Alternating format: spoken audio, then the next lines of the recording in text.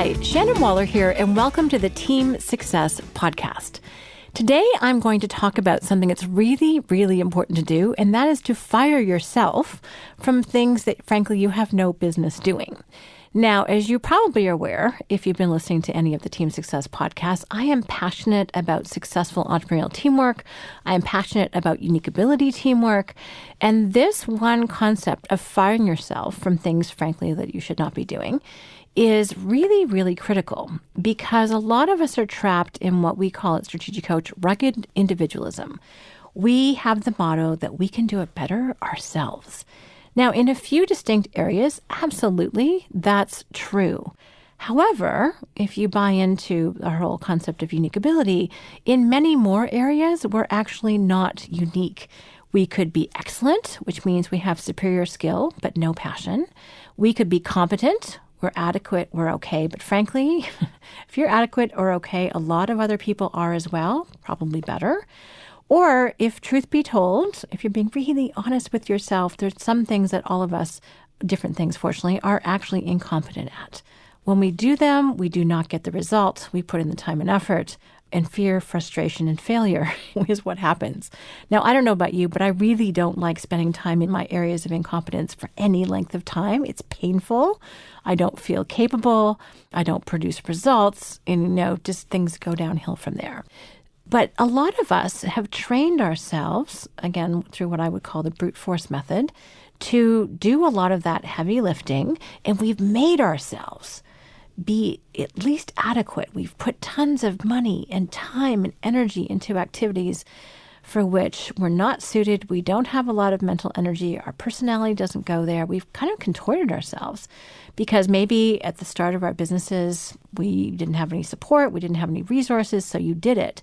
But as you get more successful, as you grow, this actually becomes a limiting strategy. And I am all about maximizer strategies. So I'm here to convince you that that does not work.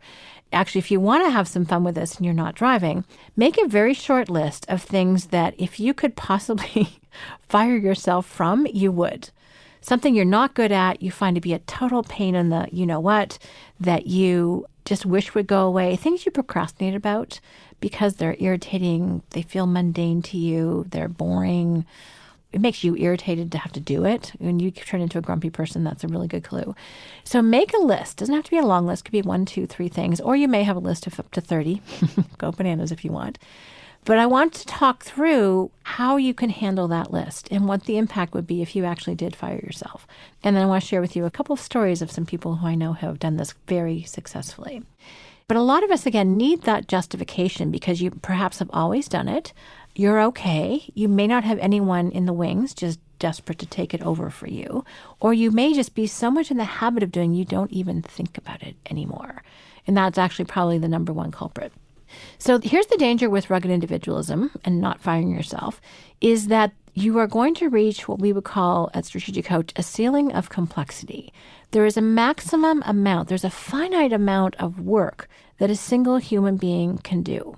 Even if you have a team around you that handle other things, most of us still have things that we do not let go of. We have what I would call a delegation death grip on certain things. That holds us back. It actually keeps us from growing because we think we have to be the ones to do it. Now, if you really want to break through the ceiling and, again, grow to higher levels, if you're not interested in growth, then ignore this entire conversation. However, if you have big aspirations, if you have ambitions beyond where you are now, if you want to make an even bigger impact and contribution to the world, this is actually a really key point, a really key concept. So when you move on to what I would call unique ability teamwork, where everyone is doing what they're best at and what they love to do and what gives them energy and inspires them and where they know they can always get better because they love it, that's unique ability teamwork by definition. To do that, though, you have to be willing to let go of those things that are not your unique ability, that aren't your passion, that you don't love to do, that you aren't really, really, really good at. And even though we can not like those other things and that we don't enjoy them, we still hang on to them. And by the way, it's not only business owners that run into this trap. It's team leaders, it's team members. All of us have something about which we are very possessive, that we really shouldn't be because we're just not very good at it. Often our egos or identity is in the way. So you kind of have to give yourself some grace and step out of that for a little bit. Now, let me give you some of the explanations as to why you should fire yourself. Well, first of all, I'm going to guess that you are fairly highly paid for not being very good at it. This is a behavior that in other people you would not tolerate. You would think just, oh, why are they paying that person so much? They're not very good at it. Yeah, well, that would be you. So I want you to appreciate that some of those things that you're doing, I know for me, if I'm doing something I'm not very good at, I'm ridiculously paid for it. I actually take a lot longer than other people who are much better at it or technology that could do it for me. I don't find it satisfying. Did I say it takes a long time? And I probably don't get a very good result. So it makes no sense. Like logically and from a business standpoint and from a business case scenario, it's not logical. So at that point, we have to go to what is holding us back? Well, that would be the emotional part of things. So here's the job now, is if you can go back to that list that I asked you to make, is to think about, okay, how can I get a little bit resourceful about this? If I was, theoretically, hypothetically, going to maybe not do this someday, what is a possible alternative? If I'm going to get freed up from this, who would I trust? What could I trust? How could I possibly free myself up from this? And I have to say, in the last, well, goodness, it's an exponential growth curve on this one. The number of technological solutions, and sometimes they're the solution, or sometimes they connect you to people who are the solution, has exploded. The number of resources that all of us have access to now is kind of mind-boggling. I'm fortunate enough to be able to attend Abundance 360 every year and hang out with Peter Diamandis and his incredible network of people that he knows that are coming up with such innovative solutions to all of the world's problems. But one of the key problems I focus on is not transportation. It's how do we get more done? How do we get freed up from those things that we're not good at? So there are a ton of productivity apps out there. I love following Inc. magazine on social media because their articles are just phenomenal in terms of resources that are made available to you. One of the ones that I read about just the other day was something called X.AI. And this is a virtual assistant that is using artificial intelligence. There's no human. And the person was saying how great it was to schedule appointments. You know, I think he actually just does it by Siri and connects with them or CCs them, X.AI, on an email, and stuff happens, goes in his calendar, arrangements get made. And all of the things that he's not good at, which is scheduling and following up on, or even if he was good at it, this is the journalist, didn't want to be doing. He wanted to be spending his time in conversation, writing, doing things that were much more for him creative rather than mechanical. Well, that was just a fun example. So X.AI is a great scheduling one. I know in our company, some brilliant developers on our team have written an app that helps our program advisors schedule appointments with our clients. It's transformative how much it's freed people up from that back and forth. And our program advisors really need to be either in workshops or on the phone talking to our clients. So scheduling is kind of a pain. And we could pay someone to do it, which we do in other parts of the company. But having it be able to send someone a calendar and have them choose their appointment and then it's just automatically set up is so liberating. That's just a really simple example because in our fast-moving world where we don't have the luxury of hours and hours to go back and forth with people, having something automated do it is pretty fantastic. I really like how Dan Sullivan talks about technology. He says the best technology is really where people have automated teamwork. So it's all teamwork. Just some happens to be programmed and some of it happens to be with real people, but it's still teamwork. It's facilitating and making routine things happen in a way that adds value to your life. So that's one of my favorite examples. I haven't tried it yet because I have the brilliant human version that I love and adore named Nicole. But at some point, for some things, probably in my personal life, this would be a great, great asset to have. So that's something you can check out. Or if you prefer the human version, Delegate Solutions with Emily Morgan. I've interviewed her a couple of times. You may have heard her talk. It's just great for having someone off-site, especially if you're a mobile person and you're moving around a lot. Great to have that resource just to tap into. Another one I just read about is called Fixer, Fyxer, which looks fascinating. I'm quite intrigued by that one. And that's just scheduling. There's an abundance of other types of talents you can access. Everything from design capabilities to Xprify can give you access to data scientists. You name it. There's just an enormous amount of capability out there to free you up, to leverage you from tasks that you don't want to be doing, that enable you to have brand new capabilities that you've never had before. But you can't actually access those until you fire yourself or have the thought that you should really fire yourself from doing this. The upside is so big. So one of my favorite conversations was with a really good friend of mine who I just treasure. He's such a good person. And we had a conversation in a workshop about him hiring an assistant, and originally it was part-time. And I asked him the question, well, how much in your area would you look at paying this person? He said, well, probably about $2,500 to $3,000 a month. It was to do scheduling and to do administrative support because, like me, is not particularly talented or interested in doing kind of fact finder follow through type of things. So, and that looked like a lot. It's not that it's a massive amount of money to pay someone, but still it was an expense he wasn't used to having. And then I said, well, how much will this free you up? How much more money will you be able to make if you're not spending your time doing those other activities and you can focus on doing what you do best, which happens to be investing in real estate? He said, oh, well, per month I could make another 25 to 30. And I said, 25 to 30 what? He goes, oh, 1,000. I was like, say again? You could invest $2,500 to $3,000 a month and make a return of 25 to 30,000? The look on his face was like, oh, he got it. It was just really powerful example.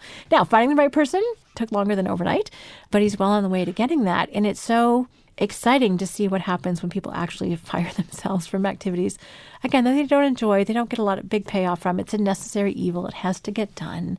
So that's part of the line of thinking. But here's the other part of the line of thinking. The someone else or something else, be it a person or technology, can do it better. They can do it faster. They can do it with a lot more ease. And guess what? Probably a lot cheaper.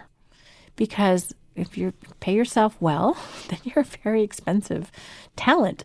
And someone else, again, can get the results in far less time, far more efficiently, far more effectively. And it just makes sense. So once you have fun and get a little bit of personal distance from the situation, I want you to kind of start enjoying this. Like, oh, I'm going to fire myself from this and this and this. And look how much more profitable I'll be because I'm not wasting my personal time and effort on things that really I'm not very good at. There's something, again, once you can get into that mindset, incredibly liberating.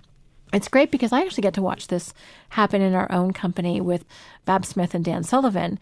Babs really recognized Dan's genius very, very early on when she first met him, but he was doing everything in his business, accounts payable, accounts receivable. He was doing the coaching, and he's just such a brilliant, insightful coach. But he was also doing all the running of the business, and it didn't work out very well. I mean, he in fact went bankrupt twice, as he will tell you. She just really saw it that, Dan, you probably shouldn't be doing this. Let's find someone else who can do it. So that's really how our team got built, completely organically. It wasn't that we started out with an org structure, an org chart. We did not. It was more like, okay, how can we keep freeing Dan up? And then eventually it was, how can we keep freeing Babs up? And then I joined the team. And then eventually it got to be, how can I free myself up?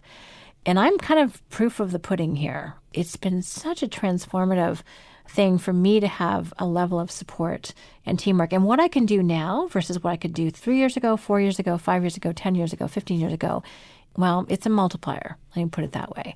Even just 4 years ago when Nicole and I started working together, I pretty much can measure the fact that I am 2 to 3 times more productive than I was before. 2 to 3 times. That's a lot. If I look at even before that, when I was doing everything, doing sales, I was successful. I mean, it's kind of amazing just how successful we can all be, even when we don't fire ourselves. But when you do, all of a sudden, brand new possibilities open up. And not that you end up happier. You end up being much nicer to work with. You're not irritated all the time. You're leveraged. It's all good. We're all protected from our dangers and freed up to focus on our strengths. So it really is a critical conversation to have. But to get there, you really have to get out of your own way. Now, as a business owner, you probably realize that you are, in fact, the most important resource for the company. If you are spending your time well, the company does well. And if you're spending your time poorly, then there's a cost to that too. So it's probably fairly easy to convince yourself that this is a good idea, unless you are totally invested in doing things you don't like or not good at, in which case that's a different conversation. But I also see that team members and team leaders get stuck in this trap as well. And I want to talk to this just for a moment, because team members can get caught in roles where they think, okay, I have to do this. And by the way, management can get caught in this way of thinking as well. And I don't like it, to be honest. It's not actually based around people's unique talents and capabilities. And when you actually look at it from a new lens of what are people great at? How can we support that? What are people not great at? How can we reinforce that and kind of support it from a different standpoint? So you really want to free people up to do what they are uniquely capable and skilled at doing, and then support them in all the areas where they're less unique, where they're really not as good.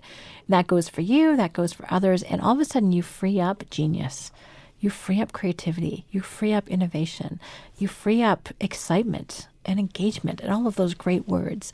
So again, I just think it's one of these kind of profound opportunities that all of us have literally lying around. It's in the people around us, but it takes a different mindset. It takes getting out of your own way, and it takes training the people around you to get out of their own way, especially if they're kind of role focused, to see that, oh, there could be a different way of working that in fact will get us all of the status that people want because their contribution is so much greater. One of the things you don't want is where status outweighs contribution. You want contribution to outweigh status.